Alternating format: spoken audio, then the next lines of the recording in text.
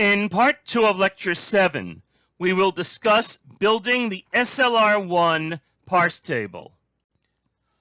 If we are to know when to reduce, we will need to know the follow sets for each non-terminal.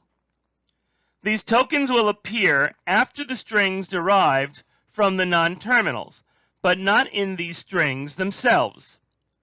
So they tell us when we have everything that we need to reduce the right sentential form, whatever we have on the right side of a production, to the non-terminal on the left side of the production. The first sets are fairly easy to figure out. From factor derives identifier and factor derives open parenthesis expression close parenthesis, we see that the first set for factor contains identifier and open parenthesis. From term derives factor, we know that the first set of term includes the first set of factor and thus also contains identifier and open parenthesis. From expression derives term, we see that the first set of expression contains the first set of term, which is identifier and open parenthesis. We have omitted the left recursive productions because in this case they don't add anything useful as we try to find the first sets. Finding the follow sets is also fairly straightforward. E is on the right-hand side of three productions. S derives E dollar, E derives E plus T, and F derives parenthesis E close parenthesis. So its follow set includes the plus sign, the end of file marker, and the close parenthesis. Term appears on the right-hand side of the productions. E derives E plus T, E derives T, and T derives T times F. Being at the end of the production, it will include the follow of E as well as the asterisk. This is also the case for factor. The non-final items all have the action shift, and we can follow the arrows to find to which state they go. All we have for the non-terminals are the go-tos, as we did in the LR0 parse table. The final items lead to reduce actions using the appropriate production numbers, but this will be carried out for the look-ahead tokens appearing in the non-terminals follow set.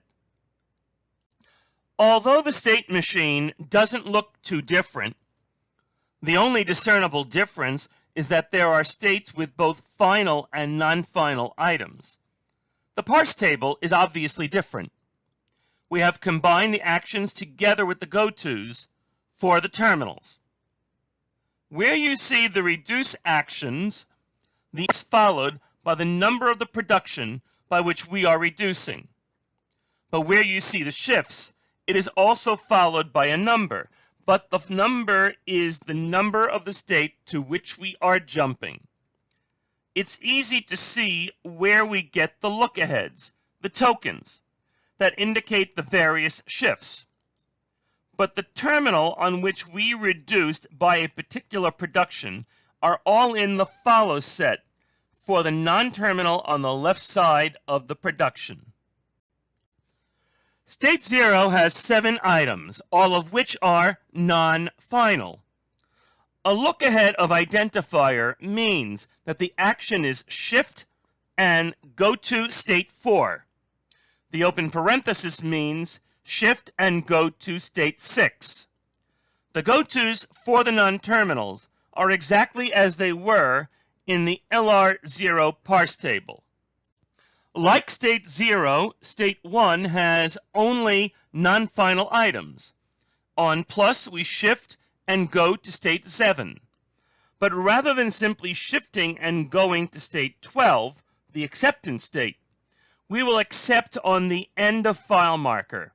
This saves us from the seemingly unnecessary trip to state 12 simply to accept there.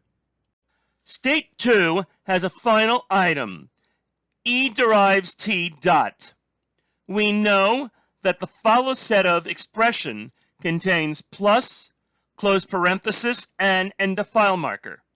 So for these three look-aheads, the action is reduced by production 3.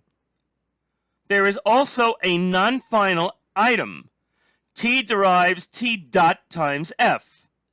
So for asterisk, the action is shift and go to state 9.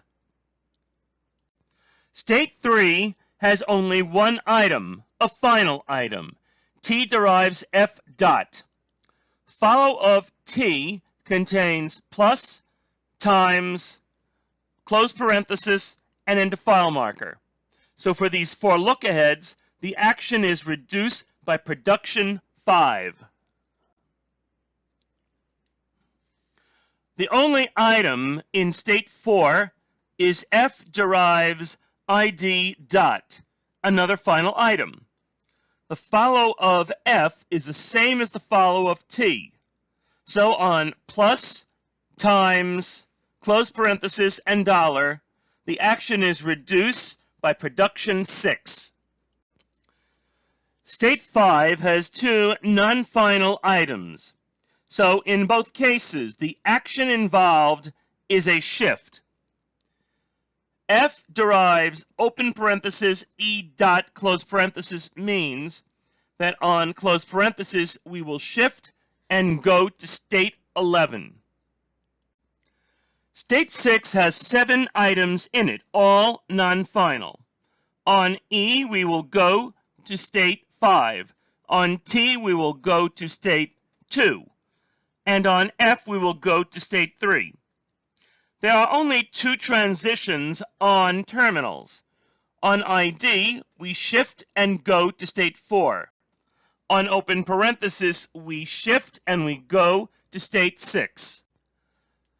State 7 has 5 items in it, all non-final. On term, we go to state 8, and on factor, we go to state 3. There are only 2 transitions on term. On identifier, we shift and go to state 4. And on open parenthesis, we shift and go to state 6. These are the same 2 as in state 6. State 8 has 1 final item. E derives E plus T dot.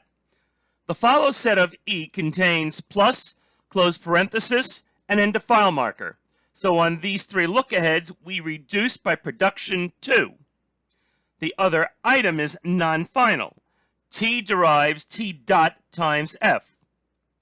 So, on the asterisk, we shift and go to state 9. State 9 has 3 non-final items. With factor derives dot identifier, we shift and go to state 2 on identifier. With F derives dot open parenthesis expression close parenthesis, we shift and go to state 6 on open parenthesis. And with term derives term times dot factor, we go to state 10 on factor. The only item in state 10 is a final item. T derives T times F dot. So the action on all 4 terminals in the follow set of T, which are plus times close parenthesis and end of file marker, the action is reduced by production 4. State 11 has only 1 item, a final item. F derives open paren E close paren dot. The follow set of factor includes plus, times, close parenthesis, and end of file marker. So for all 4 of these look-aheads, the action is reduced by production 7. We now have derived a parse table for our grammar as an SLR1 grammar.